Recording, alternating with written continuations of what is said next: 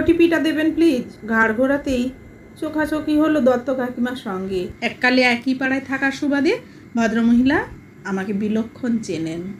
চেনা মুখ দেখে ওটিপির কথা ভুলে বড় বড় চোখ করে খানিকক্ষণ আমার দিকে তাকিয়ে থাকলেন।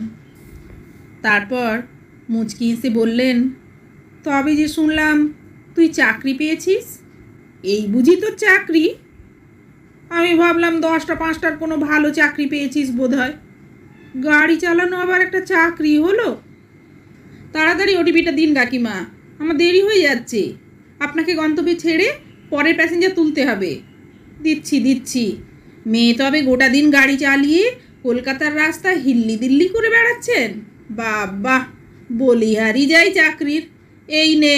আরেকবার হেসে ওঠে 4টে সংখ্যা বলেন কাকিমা। আমি তৎক্ষণাৎ গাড়ি চালাতে শুরু করি। মেয়ে হয়ে এসব কেউ করে? কলকাতার রাস্তাঘাট এমনিতেই মেয়েদের জন্য সেফ নয়। অবশ্য যেদিন শুনেছিলাম সেদিনই আমার সন্দেহ হয়েছিল। পাস কোর্সে গ্র্যাজুয়েট আর অমনি দুম করে চাকরি পেয়ে গেল। চাকরি বুঝি ছেলের হাতের মোয়া? এখন বুঝতে পারছি কোন চাকরি। এই, তোর লাইসেন্স ঠিকঠাক আছে তো? রাস্তাঘাটে পুলিশ ধরে হয়রানি করবে না তো? লাইসেন্স আছে গো কাকিমা, ডিজিটাল ড্রাইভার লাইসেন্স।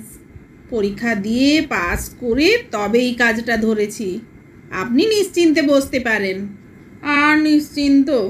যা দেখলুম, কারুর মাথা ঠিক থাকে? তা গাড়িটা তো নিজের না মালিকের? দিনে কত পাস? ডাল ভাত জোটে?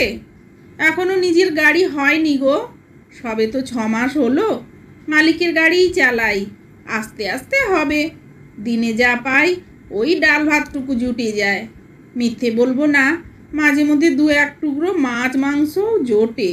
মাছ মাংস? মুখ বেঁকালেন কাকিমা। তা ভালো, জেঠির বাড়িতে সামান্য 2টো ডাল ভাতের জন্য উদয়স্ত খাটতিস, তাও গালমন্দ খেতিস। এখন অন্তত মাছ মাংসটা তো জুটছে। তা থাকিস কোথায়? ফুটপাতে? থাকতে পারিস, অবশ্য না থেকে উপায়ই বা কি? একলা মেয়েকে ঘর ভাড়া দিয়ে কেই বা সেধে বিপদ ঘরে এনে ঢোকাবে? বিনীত কণ্ঠে বললাম, ওই মালিকের আউট হাউসের একটি ঘরে থাকি আর কতক্ষণ? সেই ভোর থেকে রাত অবধি তো রাস্তায় রাস্তায় ঘুরেই কেটে যায়। শুধু শোয়াটুকুর একটা বন্দোবস্ত কাকিমা, ঈশ্বরের আশীর্বাদে দিব্যি হয়ে যায়। ততক্ষণে গাড়ি তার নির্দিষ্ট গন্তব্যে পৌঁছে গেছে। দরজা খুলে নামতে দত্ত কাকিমা বললেন, তুই নিজের কাঁধে দায়িত্ব নিয়ে সবাইকে তাদের গন্তব্যে পৌঁছে দিচ্ছিস, কিন্তু নিজের গন্তব্যটাই তো হারিয়ে বসে আছিস। তোকে কে বিয়ে করবে? মহিলা ক্যাব ড্রাইভারের পাত্র মিলবে তো? এই সমাজে মহিলা ড্রাইভারের কোনো ইজ্জত আছে? ইজ্জতই তো নারীর সবচেয়ে দামি সম্পদ। এসব না করে বনানীর মতো বিয়ে করে নিতে পারতিস। অত ভালো পাত্র হয়তো পেতিস না, কিন্তু মোটামুটি একজনকে তো পেতিস যে তোর দায়িত্ব নিত। নিজের একটা ছোট্ট সংসার হতো, ইজ্জতও বাঁচত, আর মালিকের আউট হাউসে থাকতেও হতো না। আর না ভবঘুরের মতো রাস্তায় রাস্তায় ট্যাক্সি চালাতে হতো। বনানী যতই সোনার নেকলেস আর দামি শাড়িতে ঢেকে রাখুক না কেন গলা, হাতের কালশিটেগুলো ঠিকই চোখে পড়ে যায়।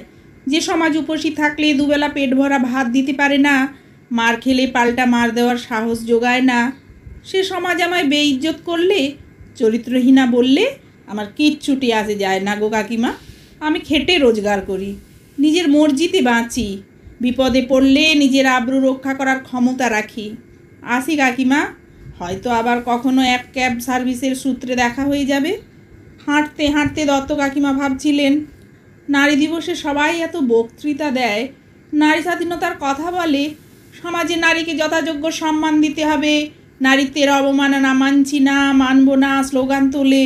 এসবের চেয়ে যদি মেয়ে জন্ম নেওয়ার পর থেকেই বিয়ের গয়না না গড়িয়ে, স্বামীর ঘরই নিজের ঘর গল্প না শুনিয়ে, ঘরের কাজ রান্নাবান্না না শিখিয়ে, মেয়েদের আত্মত্যাগেই সংসারের সাশ্রয়ের পাঠ না পড়িয়ে ছেলেদের কাঁধে কাঁধ মিলিয়ে ময়দানে নামার যোগ্য করে তোলা হয়, অন্যায় দেখলে প্রতিবাদ করতে শেখানো হয়, নিজের আবরু রক্ষা করার তালিম দেওয়া হয়, তবে সমাজের মাথারা নাক কুঁচকোবে কিনা জানা নেই, তবে দুবেলার দুমুঠো ভাতটুকু ঠিকই নিজের ক্ষমতায় মেয়েরা জোগাড় করে নিতে পারবে।